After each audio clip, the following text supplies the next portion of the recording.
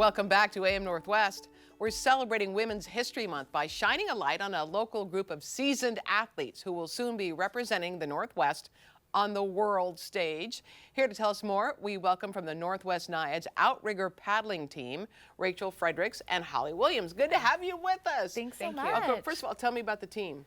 So the Northwest Naiads is a group of 2 paddlers from the Seattle area and then 4 of us that are here in the Portland area, local paddlers. And we just formed this team last summer to compete. An outrigger. And an outrigger. Yeah. Yeah. Explain how that's different than, say, a dragon boat. I think a lot of us are familiar with dragon boats, right? Yeah. Yes. So a dragon boat has 20 paddlers in it, and you're sitting side by side. Yeah. An outrigger canoe, the 6-man, there's 6 paddlers, one in front of the other. Oh, right. And so you're in one line. And so dragon boat, when you're racing, you stay on one side the whole race. Right.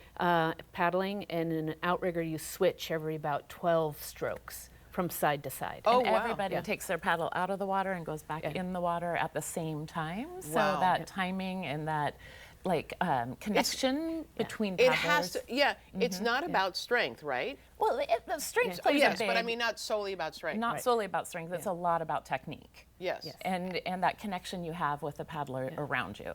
So there's a rhythm to it. Oh, Yes. definitely. How did you get into this? Because you've been doing this a while. Yeah, we both started from a dragon boat team here in the Portland area. Holly, you started in 1998, I started paddling dragon boat and outrigger canoe, and then paddled both up until now. Yeah, same with me. I started in 2003 here in Portland. I understand, like the Wasabi team? Yeah, the Wasabi team. Yeah, because they're pretty well known for their speed and how well they do in competitions, Sure, right? and we're both still on a Wasabi team, and we're paddling, and 2 of our other teammates are actually coaches on that Wasabi team right now. great. So, yeah. Okay, so tell me about this competition that you're going to.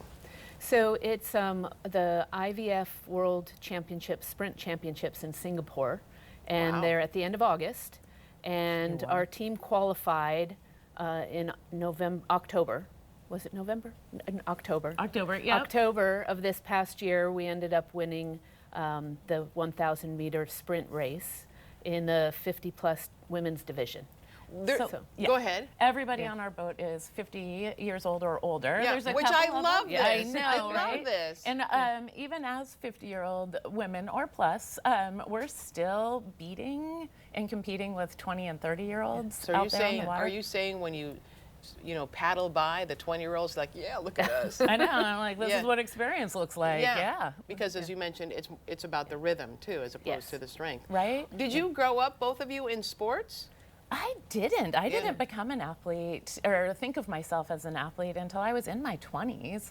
I participated in school sports, but really never thought of myself as like a strong, capable female. Right. Right? And now at this age, in my 50s, to identify as an athlete, it just feels so powerful. Right. That's got to be great for your mental health. Oh, I mean, so the good. physicality and then the mental health. Right? Yeah. And the ability to do it with like-minded female, strong paddlers, and to be out there 3 and 4 times a week. And I have been an athlete all my life, and I actually rode crew in college at Bucknell University in the 80s. Yeah. And then when I moved to Portland, I thought about rowing again. Yeah. But somebody said, have you ever tried paddling? And I'm like, paddling what? Yeah. Yeah. So I started outrigger and dragon boat at the time. So I switched from rowing to paddling. You're both moms, Yes. right? And you work at a school? I right? do. I substitute teach preschool. Yeah. Oh, wow. Yeah, That's little tiny people. That's a lot. And you're a retired attorney? Yes, Is that I right? retired January 3rd brand from new. Safe Corporation as a trial attorney. Yeah. So what does this mean to you to go to these championships, these world championships? It is just a wonderful recognition of our dedication as a team and our commitment to the sport, and to represent, the Pacific Northwest on a world stage. Right. Talk to me about your practice schedules, because it's pretty intense, right? It is. We're doing something every day. Most of us are on the water 4 days a week, sometimes in the dragon boat, sometimes on the single outrigger canoe or in the 6-man. So we kind of vary our routine, but it's a pretty intensive workout schedule. For me, it's now easier because I'm retired. Yeah. So now it's my full-time job. but we just we're all busy. But No matter the weather, like this Yep, morning, you'd be out there, right? Yes. Yeah. Yeah. Or this afternoon, perhaps we will be out there. Yeah. Do you do anything else? Strength training or? Oh yeah, lots of strength training in the gym, a lot on the rowing machine, weights. Wow. Yeah. Okay, tell me, so you've got a couple fundraisers going on to make sure that everyone on the team can make it to the competition. Right. I know you've got a big event on Saturday at the Sports Bra in Northeast Portland. Right. So all day long, the wonderful people at the Sports Bra are donating a portion of the proceeds to our team for our travel and training. And it's from 11 a.m. to 11 p.m., but the team is going to be there from 3 to 5. Okay. And then a GoFundMe as well? Yes.